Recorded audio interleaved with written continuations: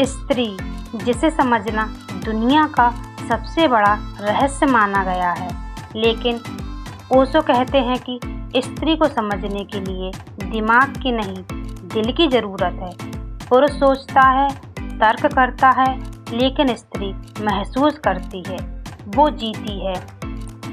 पुरुष का दूसरा अस्तित्व उसके अहंकार के इर्द-गिर्द सिर्फ घूमता है, लेकिन स्त्री का अस्तित्व प्रेम और समर्पण पर टिका होता है।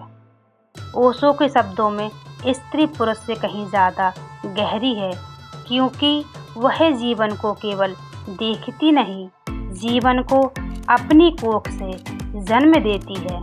अक्सर लोग सोचते हैं कि स्त्री कमज़ोर है क्योंकि वो जल्दी रो देती है, लेकिन ओशो ने इस धारणा को पूरी तरह बदल दिया। ओशो कहते हैं, आंसू कमजोरी की निशानी नहीं, आंसू जीवन के रस की निशानी है। स्त्री का मनोविज्ञान तर्क पर नहीं, अंतर्ज्ञान पर काम करता है। वो बातें भी भांप जाती है स्त्री, जो पुरुष लाख कोशिश करने के बाद भी शब्दों में नहीं पकड़ पाता। उसकी सबसे बड़ी ताकत उसकी सहनशीलता और उसकी भावना है।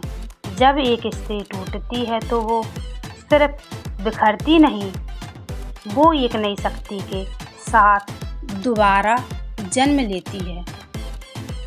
आज की स्त्री के लिए सबसे बड़ा संदेश, खुद को किसी के सांचे में मत ढालो। सदियों से समाज में स्त्री को बताया गया है कि उसे कैसा होना चाहिए, एक अच्छी बेटी, एक त्यागी पत्नी, एक मौन माँ। लेकिन ओशो कहते हैं कि किसी की परछाई बनने के लिए नहीं, बल्कि खुद का सूरज बनने के लिए पैदा हुई हो।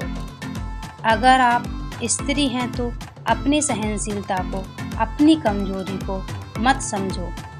यही आपकी सबसे बड़ी ताकत है। दुनिया तुमसे कहेगी कि शांत रहो, खुद को बदलो, लेकिन तुम्हारा मनोविज्ञान कहता है कि जब तक तुम खुद का सम्मान नहीं करोगी, दुनिया तुम्हारा सम्मान नहीं करेगी। खुद पर ध्यान दो, अपनी चेतना को जगाओ। एक सूत्र हमेशा याद रखना, एक सूत्र हमेशा याद रखना, जिस दिन एक स्त्री पूरी तरह से स्वतंत्र और जागरूक हो जाती है, उस दिन न केवल खुद को मुक्त करती है, बल्कि पूरे समाज को एक नई दिशा देती है। दूसरों की नज़रों में खुद को ढूंढना बंद करो। तुम खुद में पूरी हो, अधूरी नहीं।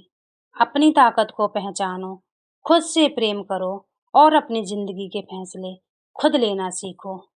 इन विचारों ने आपके दिल को छुआ हो तो खुद से आज एक वादा कीजिए, खुद को कभी मत कम आंकना। मिलते हैं अगले वीडियो में। Thanks for watching.